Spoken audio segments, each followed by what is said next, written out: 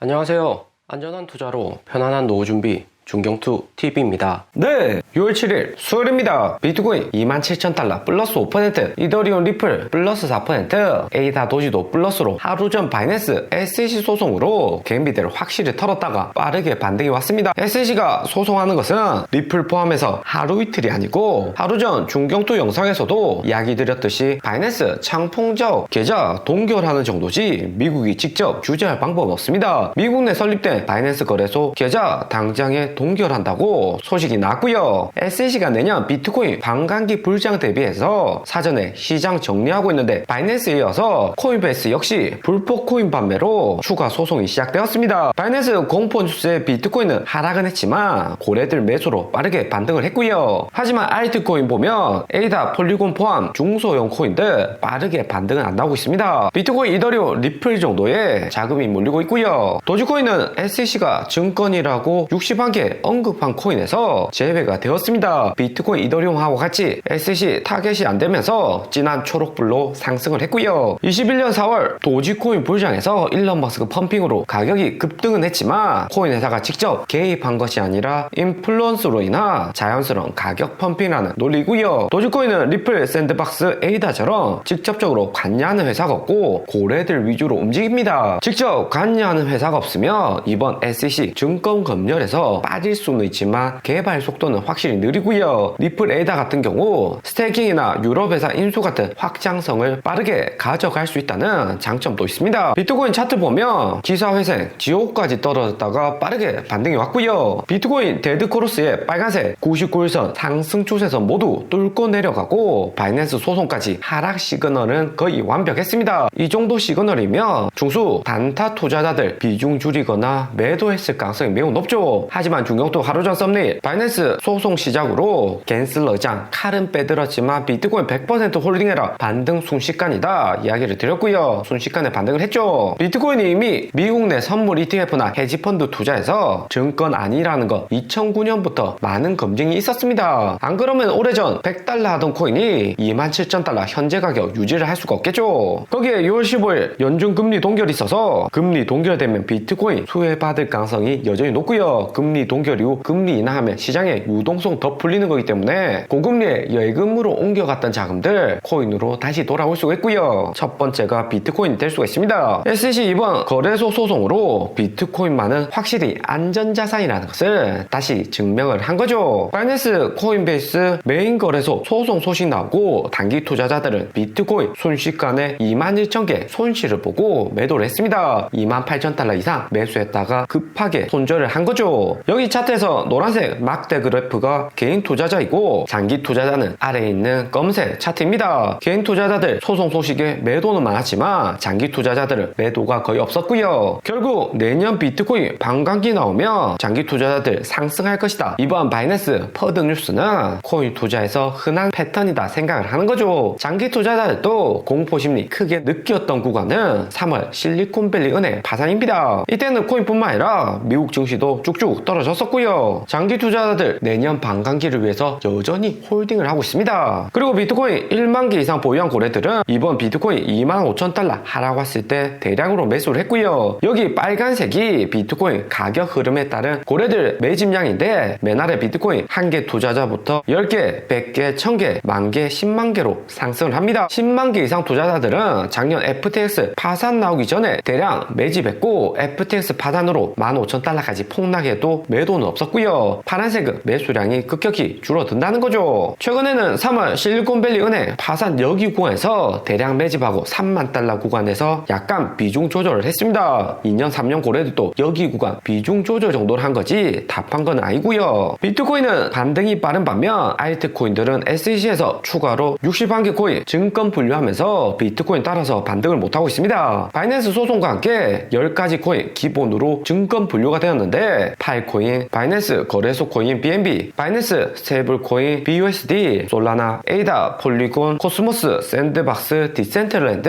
엑시니 BT 모두 유명한 코인들이고 비트코인, 도지코인하고 다르게 주체가 확실한 코인들이고요. 여기 있는 코인들 개발이나 관리해주는 회사가 있는 거고 미국 SEC에서 보기에 메인 알트라도 회사 간료로 인해서 코인 가격 등락이 심했고 특히 불법적으로 유통량 늘려서 개인들 간접적으로 손실 일으켰던 혐의도 포착이 되었다는 거죠. 대표적으로 샌드박스 차트 보면 21년 500원, 700원 하던 코인이 여기 구간 만원, 10배, 20배 넘는 상승이 났습니다. 당시 샌드박스, 메타버스 호재도 있었지만 회사나 일부 세력이 가격 펌핑했을 가능성이 크다고 하는 거고요. 오른다고 따라서 매수한 투자자도 있겠지만 싸다면서 하락장에 매수한 투자자도 적지 않을 듯 합니다. 이런 차트가 나오면 코인판 오래 있었던 중고수들이야 수익을 보는 거지만 초보 투자자들은 100% 손실 볼 가능성이 매우 높죠. 이번처럼 샌드박스 증권 이슈 풀리지가 않으면 이후에 비트코인 대세 상승 온다고 해도 21년 같은 큰 상승 날 수가 없습니다. 상장 폐지만 안 된다면 많이 올라야 4,000원 정도까지 상승했다가 다시 하락을 할 수가 있고요. 여기까지 메인 알트코인 이외에도 추가로 50개 넘는 알트코인이 증권으로 분류가 되었습니다. 대부분 자코인이지만 우리가 자주 접하는 톰 크레딧, 오미세고, 대시, 알고랜드, 트론, 비트토렌토, 테라, 루나 코인도 증권으로 분류가 되었고요. 알고랜드, 트론이나 오미세고는 업비트에도 상장이 된 만큼 조심을 하셔야 됩니다. 특히 트론, 비트토렌토, 오미세고가 중국 코인인데 중국 코인은 미국 코인보다 항상 위험하다고 생각을 하셔야 됩니다. 중국 코인 운영하는 회사들은 회사 대표나 직원들이 회사 공금처럼 관련 코인을 이용할 가능성이 높고요. 미국, 유럽 국가들보다 중국은 투자 관련해서 미성숙되어 있습니다. 미국 애플이 누구 회사인가 질문을 했을 때 CEO 팀쿡도 아니고 워렌 버핏 회사도 아니고요. 주주들의 회사인 거죠. 하지만 아시아권 코인들은